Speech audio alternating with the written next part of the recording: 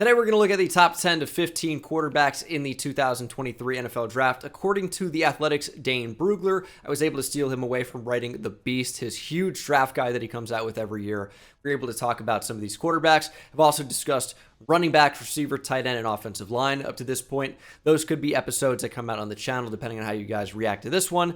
But this is more long form, more podcast style. I'll leave a link to Dane Brugler down in the description below. But we're talking about the top 15 or so quarterbacks in the 2023 NFL Draft. Should be a good one. Hopefully you guys like it. Hit that subscribe button for more.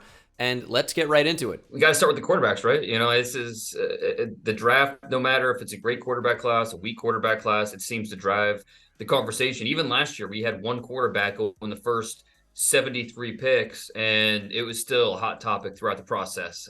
Next year, it's going to be a crazy class with Drake May and Caleb Williams and all that. We'll get to that down the road. But this class, it's a pretty good group at the top. And then I think there's a little bit of a drop off in terms of that second, third round, but then it picks back up in the middle round. So yeah, I think the quarterbacks is a great place to start. Yeah, we had actually been talking about a very interesting video idea. Maybe we'll bring back in a few months about maybe a superstar in the future for every team. That's maybe a bit of a stretch. Not every team is going to be able to find that superstar, but a lot of potential with some of those 2024 QBs you named. Were you surprised last year? We'll touch on this extremely briefly. Did you think Kenny Pickett was going to be a first rounder, let alone the only first rounder? Because we had a polarizing quarterback class, to say the least. Yeah, I think that going into the final weeks before the draft last year, I'm checking with all my contacts. Hey, how early these guys are going to go? How many in the first round? I think the over/under in Vegas was it 2 or maybe 1.5? I can't remember. But I remember in my final mock, I had Pickett in there to the Steelers. I felt pretty good about that. But then I was like, you know what? I have to get one more quarterback in there. And so I threw Malik Willis in there at 32, but didn't feel great about it. It's all the feedback I'm getting from NFL, my NFL buddies is, look, they're going to go. They always do. They always go early. And that's the complete opposite of what happened. And I think a big reason, doing over the summer when you kind of get a chance to reflect and look back and checking back with a lot of those sources and asking, what do you think's going on here? Is it just there wasn't a great class? What do you think? And a lot of the feedback was teams are willing to be patient right now because every team, doesn't matter if you have a quarterback or you don't, they scout for the future, a couple classes down the line. And they looked at this year's class and thought, hey, it's going to be a lot better quarterback class. So instead of in normal years, Desmond Ridder, Matt Corral, Malik Willis, those guys go late one, somewhere in the second round. But because teams were more willing to be patient, wait another year for this quarterback class, they were willing to hold off. And then, at a certain point, Falcons, Desmond Ridder's still here and at pick 74, whatever it is. All right, well, we can't pass on him again. So they took him. Same thing with, these other guys. But it'll be interesting this year if that becomes a trend at all when you have such a strong quarterback class next year. Or, if we do have 3 or 4 quarterbacks go top 10, like we think is possible. So it's really interesting because usually quarterbacks go. Last year they didn't. And so will we see it be a little bit more of a trend? You and I both know general managers, head coaches, they don't have a ton of job security, especially the ones that don't have a quarterback. So it'll be hard for a lot of these teams to say no and punt for another year at the position. Yeah, completely agree. You almost wonder if some of those new teams or teams acquiring new head coaches, new general managers, the Texans are kind of one that stands out a little bit right now. Are they a team that's willing to say, hey, we're going to be bad again the next year. Let's wait on Caleb Williams, who could be, the best quarterback prospect we've seen in quite some time. And even if we are positioned out of Caleb Williams, which you really wouldn't want to be, still have Drake May, which is a player to be really excited about. And they're going to have an interesting decision at number 2. And I guess we'll get into these 2023 guys. If Bryce Young is sitting on the board at number 2, is that a direction you go? And he's your number 1 quarterback. It's an interesting conversation with Bryce Young because he is a complete outlier size-wise. And those saying, look, he'll never hold up, I get it. I understand where you're coming from because we've never seen a guy like this before. The last 25 years, there have been 301 quarterbacks drafted. Only 2 were below 6 foot and below 200 pounds. So it's a rare thing. And neither of those guys were drafted top 100. So, we're talking about a potential number one overall pick here, top 3 pick. So for, you to have, step out on a ledge, take that chance, it's not an easy call. But if we're just talking about the best quarterback, it's Bryce Young. And you take everything into account, the processing, the instincts, the vision, the accuracy, the ability to create on your own. It's all there with Bryce Young. But those questioning his build, the durability, totally get it, because this is a guy that welcomes the chaos. He will stand in the pocket and wait until that route comes open. He will extend with his legs and almost dare you to rush him, because he knows that extra half second is going to help that route come open. So, he's going to take some hits, and with that body type, it's really interesting to see how teams are going to respond to that, because at the combine, I expect him to be somewhere around 5'10" and a half, and right around probably 192 pounds, around there. So we're talking about a guy that's just small. There's no way around it. And those saying, oh, he'll put on weight in the NFL, that's not this guy's frame. He doesn't have that in him, and at least good weight. He could add some weight, but it won't be good weight. He's going to be a 195 type of quarterback most of his career. That's just how it is. So if you can get past the size, I 100% believe that the tape shows you everything you need to see for him to be the top quarterback in this class. But not every team is going to be able to get past that size. And, to a certain degree, I understand. Yeah, I think a lot of fans will try and play devil's advocate, bringing up Kyler Murray, but they might be short, but they're different builds. And Murray is Yes. much denser, we'll say, as a player. And you still have limitations there with things we've seen with Russell Wilson, and funnily enough, even Aaron Rodgers over the years, with the inability to throw over the middle of the field, and limit your play calling and maybe success at times. But I was at the Texas game, watched Bryce Young live. Painful as a Texas fan, let me tell you. It was I bet. it just I mean, it felt like he just, had to drag that offense up and down the field. watched Because, it unravel live. It was yeah. unbelievable. But besides Gibbs, how many just general average college football fans can name another skill player on that offense? I mean, they just don't have the receivers this year. And I think a lot of people think, oh, it's Alabama. Offensive line's loaded. The receivers are stacked. Not this year. I think when you look at the offensive line, it was up and down all year. The receivers were not good.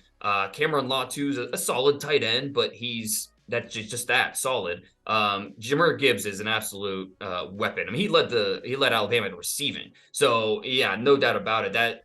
That Texas game, and Bryce Young did not play bad the first 3 quarters, but he was a little up and down. He wasn't getting a ton of help. And then in the fourth quarter, he just did what Bryce Young does. And I think we're going to hear a lot of Steph Curry throughout the process with Bryce Young, because they're both outliers in terms of size, but they don't miss. And it's a lot to put on a player. It's a big bet to make, to take a Bryce Young that high and just bet that he's going to be the exception to the rule. But if I needed a quarterback and I had a chance to draft him, he wouldn't get past my pick. I'll take my chances with Bryce Young.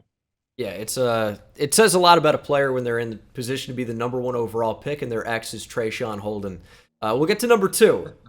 C.J. Stroud has a very different ex receiver, and he's your number 2 overall quarterback in the class. Yeah, and look, Stroud he's an interesting study, because you watch him the last 2 years, and he will absolutely carve you up from the pocket. His reads pre and post snap are outstanding. He knows where to go with the football. Very, very accurate. Talking to a head coach who faced him this year, just was blown away by the accuracy. He just said, candidly to his coaches, like, there's nothing we can do. Like, he's gonna, tear us apart with this accuracy. Now, if you put pressure on him, that's where things started to go haywire a little bit, until the Georgia game. And when you throw on the Peach Bowl tape, he saved his best for last. I know if he could go back, I'm sure he would trade an average performance for a W. But for him to play his best game, probably of his life, in that type of setting with all eyes on him, I think most people will look at that game as the real national championship game. against a really good defense. It just really, really impressive. And the first 27 games at Ohio State, he had a grand total of one missed tackle. This is a guy that does not like to use his legs. It's not that he's a bad athlete. It's just he's not comfortable doing it. And so it's a big projection saying, hey, he'll be, well, yeah, once he gets to the NFL, we'll get him to use his legs more. Well, if he's not comfortable, and he wasn't comfortable doing it in high school, this is a guy that's been a pocket passer since Pee Wee. That's what he likes to do. That's how he operates. That's where he's comfortable. Then you watch the Georgia tape, and all of a sudden, he had 3 missed tackles in that game alone. So, how do you reconcile, if you're an evaluator, what you saw the first 27 games at Ohio State, and then just this one game on the biggest stage against the best defense he's faced in his career? And he was able to do what he did in terms of creating and buying those second chance throws. And if you're an evaluator, it's great to see, because if you've seen him do it, you know he can do it.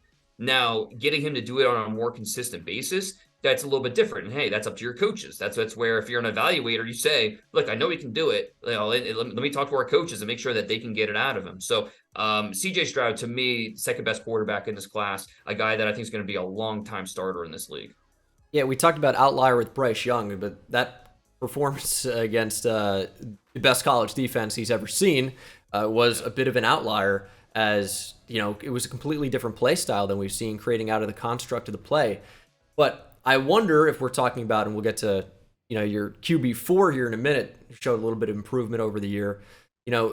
Is the last game so much more valuable than what we've seen from CJ Stroud previously? Because maybe that's who he really is, and maybe that's what was finally unlocked. I think that's an interesting way of looking at it. I do worry about CJ Stroud. I'm curious your thoughts on this as well, because he can any placement ball, any throw with touch, I think he can make for sure. I do worry a little bit about when those windows become a little bit tighter. You really got to throw the ball with some velocity. I'm not sure CJ Stroud is your top guy for that, but he does everything else so well that I think I'm on your side that he's going to be a long-term solid starter in the NFL. 3 and 4 for you. We'll touch on quickly here. Those are different type of players. Way more high upside, maybe a little bit more volatility, I think we can say. You've got Will Levis ahead of Anthony Richardson.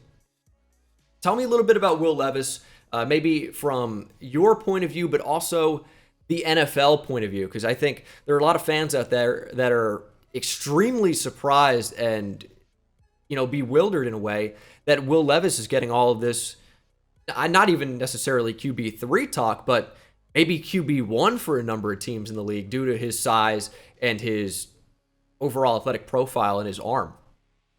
I promise you, he will be quarterback 1 for at least a few teams. I just based off of talking with teams, my contacts around the league about Will Levis, I feel very comfortable saying that. And it's because he has a lot of the things you can't coach. His size, his mobility, his arm strength. The competitive toughness is off the charts. He will play through pain. He's a very, very intelligent guy, like really, really smart.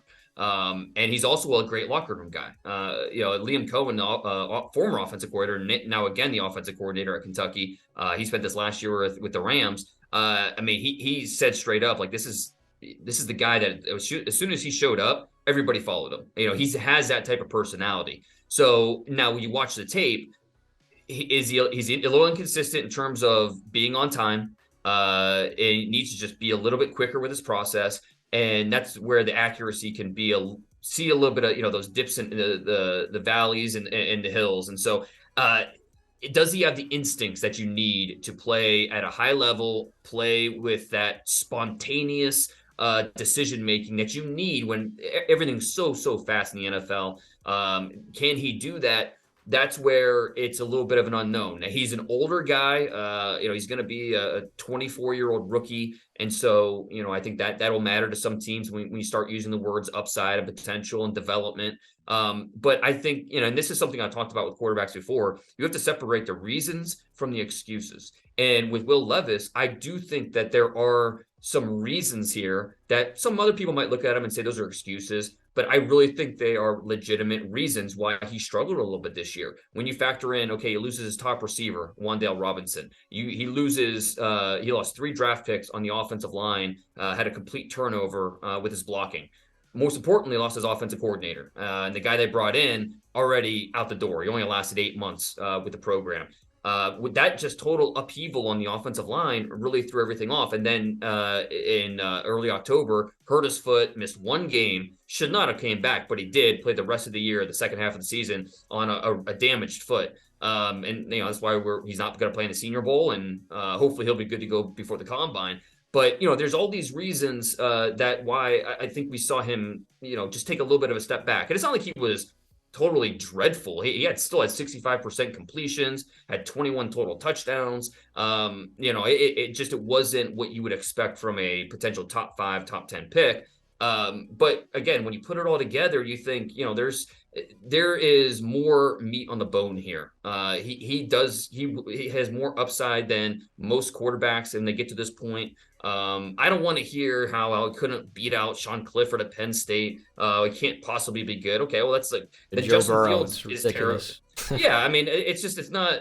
You can't just look at a college coaching staff and say, oh, they're definitely going to be right. In terms of what direction they go. And Kirby Smart has won 2 national titles the last 2 years. He picked Jake Fromm over Justin Fields. I mean, it's sometimes you just go with the veteran, and that's how it played out. So with Levis, it's a complicated evaluation. I'm not saying this is an easy thing, but a lot of people will fight back on the quarterback wins thing. I mean, he's playing on a roster that how many of those guys at Ohio or at Kentucky in that Kentucky offense will be playing at Ohio State? Not many. And in his 24 starts at Kentucky, he won 17 games. That's pretty good. It's not terrible. And Will Levis is a big part of that. So it's a really interesting quarterback evaluation. I think he's going to get beat up by. It's almost like Josh Allen again. When Josh Allen was coming out of Wyoming a couple years ago, he got beat up through the process by the general public because he was very streaky. Is a complete. They saw him as a complete project, not worth a top 10 pick.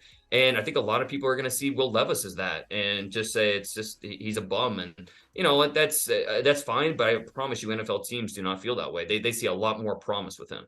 Yeah, I wouldn't be too concerned about win-loss record at Kentucky in the SEC. We'll talk about another SEC quarterback here. Anthony Richardson, your QB4. Very drastic difference in terms of completion percentage that you mentioned with Will Levis, who is already not beloved, we'll say, by the general public. Anthony Richardson is someone who, fans see the numbers and they go, this guy can't play. He's a receiver. He's a tight end. He's not a quarterback. I cannot get on board with that at all. What do you think about AR? I mean, he is a freak show. Without when question. you see the size, I mean, and he could play defensive end. I mean, he's built, he's really fast. I doubt he's gonna run at the combine, but I hope he does because it would be really fun. It's kind of like when Justin Fields ran at his Ohio State Pro Day. There's no reason for you to run. We know you're pretty athletic, but hey, just go flex. Go show what you can do. And Anthony Richardson, he could do that same exact thing. But he probably won't, and that's fine. I get it. Most important thing will be throwing the football and just being consistent. This is a guy that has under 400 pass attempts in his career at Florida.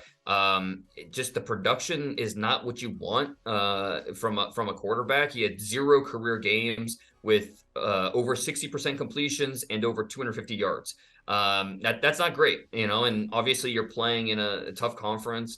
But it was just you didn't know what you were getting week to week with him. You going back to last year, going back to September, that opening weekend against Utah, he looked outstanding. And it's like, okay, this guy's for real. Let's talk. We need to start talking about him as a top 10 guy. And then the next few games, he really struggled. And it's like, okay, come back to earth. This guy's still pretty far away. And so it's just a matter of and this is where scouts have to be, because as a scout, you have to be a detective. You have to have your sociology degree. You have to, you need a crystal ball. You need all these different talents to be able to be a scout. And you need to look into your crystal ball and say, okay, realistically, when will he be able to be on the field at the next level? Will he be able to work through mistakes? Is he a guy that is going to learn by on-field reps? And that's why I really hoped I was hoping he went back to school. Only a Mhm. redshirt sophomore. I think getting those on-field reps is going to be so key for him in terms of making those improvements that you want to see. But he's definitely the wild card of the first round. Could go as high as the back half of the top 10. Could slip down the board a little bit. Could fall out of the first round. It's not impossible. I think a big thing is going to be the interviews with Anthony Richardson, just to understand what do you know, what don't you know. In terms of coverages, in terms of your protections. There are times on film where, he clearly is making progression reads, but it's not as consistent as you would like. Is there a method to what he's doing out there? Throw on the film. Okay, Anthony, tell me what you're doing here. Are you looking at the safety? What's your first read? What is the coverage that they're playing? I mean, all these things you work through it just to better understand where is he mentally. And that will give you a key to understanding how long it's going to be before you can realistically get him on the football field. So Richardson's a tough evaluation at this point, especially for those of us on the outside looking in, and because a lot of this will be figured out in the interview process. But it'll be a really interesting process next few months for Anthony Richardson. We'll jump to the next tier down from what I would say. Maybe these guys are day 2 picks. Tanner McKee, Hendon Hooker, I know is a very popular name in the Josh Heupel offense, despite not being a pro-style offense in the least. Hendon Hooker got a little bit of hype there for a while. Had a great season, to be fair. Maybe doesn't get injured. We can play that game all day. Maybe he wins the Heisman. Who knows? Jake Haener seems to be one of your favorite quarterbacks in this entire class. Played real well at Fresno State over the past couple of seasons. There was, thought that he might transfer, follow Kalen DeBoer. Did not end up happening. But, Max Duggan, Stetson Bennett, maybe even Tyson Bagent down the board. These are, work to make a team, work to get drafted. Maybe are backups to potential spot starters or long-term starters at the top end. Would you agree with that? Yeah, I mean, I really like Jake Haener, but relative to, I'm not talking about Jake Haener as a top 100 guy. I think he's more early day 3, a guy that I just want on my team. I want him in my quarterback room. I think that at the very least, this guy could be, Taylor Heineke, a guy that can come in, start, and he's not going to piss himself. He can go out there and make plays. And it's interesting because I think when you evaluate the quarterback position, there are so many variables. There are so many things that you have to consider. And that's why it's the most impossible position to evaluate. It's because there's so many things that could really disrupt that evaluation. But something that, let's look at NFC Championship game, for example. We've got Jalen Hurts. You got Brock Purdy, 2 quarterbacks. What do those 2 quarterbacks really have in common? And that's because neither of them were first-round picks. They are tough as nails. They're really competitive. They're locked in. They've got the intangibles, that's kind of stuff that matters at the quarterback position. And that's why I really like Jake Haener, because he has those. This is a guy that will play through pain. He's gutsy. He has that toughness that you want, the mental makeup. And that's why I'd plant my flag on Haener, and not as a top 3 round guy, but once you get to day 3, you need a backup and someone that you can rely on. Haener would be my guy, but I also really like Clayton Tune from Houston. I think he's another guy that checks some boxes. He's really good in the clutch. Loved what he did late in games. I think this is a really good draft for those types of guys. The day 3 need a backup guy that you can really rely on. So Clayton Tune's in that mix. There's a few of those guys. So yeah, when you look at it, the top 4 guys that we talked about, I'll probably go first round. After that, I don't know if we really have a starter out of this group. And obviously, no one saw Brock Purdy being a starter like this early. So you never know. We could have some surprises. But it's a really interesting quarterback class, like you said. Yeah, a lot of these guys, I'm looking down the list here, your top 15. I get the common theme of a flair for the dramatic. I mean, Jake Haener. Yeah, last year, the 2021 tape against UCLA, if you go watch that game, you will fall in love with Jake Haener. What he did late in that game to give them the victory. And this is a guy played in the Mountain West, but he played 5 Pac-12 opponents over his career. In those games, 67% completions. He averaged over 300 yards per game. He had 8 total touchdowns. So he stepped up when the competition was there. And again, that legendary comeback against UCLA was something that once you see it, you'll remember it forever. It's definitely, yeah, it's something when you look at the quarterback position and you have to you focus on size and arm strength and all these things. But that competitiveness, it really matters, and it's something that I think shows up on the film with Hayner. Remember Clayton Tune against UTSA? That was a great Yeah. game this year. Yep. We know Max Duggan, what he can do as just a gutsy guy. That's kind of all I got to say about Max Duggan. There are a lot of inconsistencies with him. Yeah. Do you think Big Stetson week Bennett gets next week drafted? in the mobile. Yes, I do. So I think Stetson Bennett. there were some mixed reports here that came out today about some that thought he might be as high as a third round pick. I think he's probably more of a day 3 guy. Do you think there's any way he sneaks into day 2?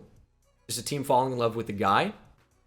I mean, look, I have learned doing this for the last 15 plus years. You never say never, because all it takes is one team to look at a guy and say, hey, maybe they don't have another draft pick until the 5th round, or they don't want to risk losing a guy, so they take him in the 3rd. That happens all the time. So you never say never. I'd be very surprised if Stetson Bennett went in the top 100, because again, first round is where you take home run swings. Day 2 is when you look for those solid starters, guys that are going to fill out your roster but play a significant role on your team. And Stetson Bennett, if you're drafting Stetson Bennett to play a significant role on your team, I think you're in trouble. So, and I like Stetson Bennett. I think he definitely swayed me this year with how he performed. But he's just and look, his size measurements are similar to Bryce Young. He's just a small guy, and while we're willing to take that leap with Bryce Young, not quite there with Stetson Bennett, because there's a lot of things that I don't think that he can do that Bryce Young can. And a lot of it's just, he's not a power thrower. His accuracy will falter a little bit under pressure. I think that his timing on intermediate to deep throws gets a little inconsistent. That offense, that Todd Monken play action based offense, where it's a lot of lateral reads and throws, use the tight end. So I think there's a lot of things in college that help Stetson Bennett, but I do think he's a draftable player. I do think he's a guy that you would feel good about in your quarterback room. So I think that I'd be very surprised if he goes undrafted, put it that way. Yeah, I didn't want to insinuate undrafted. Although a guy who could be fringe here, Dorian Thompson-Robinson, DTR from UCLA. Mm-hmm. Super exciting. I mean, this is a guy you can fall in love with just watching the game, but maybe not quite the best prospect. A lot of inconsistencies with him, especially throwing the ball accurately. What do you think about DTR? What do you think his long-term projection is? Do you think there's, I don't want to say any hope because that's discredit to him, but he's a fringe roster guy somewhere in there? Yeah, probably. And this will be a big offseason, draft process for him. He'll be at the Shrine Bowl. So see how he does practices there. He's a Vegas guy. So he's right at home there at the East West. There's plenty to like with him. His arm strength's above average, especially in the short to intermediate game. Maybe he spins lasers. I think he throws with twitch, whether he's stationary and just from a firm base or he's on the move.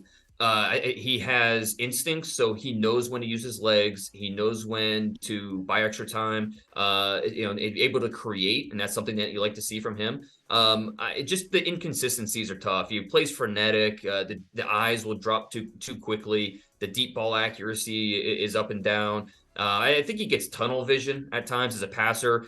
Doesn't see all 11 defenders on the field. That's where you see the turnovers. So there are times where he looks like a playmaker. Other times he looks like more like a freshman than a super senior. So, but I do think when you look at what UCLA asked him to do, they put a lot on his plate. He made checks at the line. There's a lot of play options based off of how the defense lines up. And so he has to understand that and communicate and then execute. And I think he showed progress this year, which is a positive thing as he moves forward to a pro career. So I don't know that he gets drafted, but he's at least going to make teams think about it, and he'll be in a training camp, no doubt.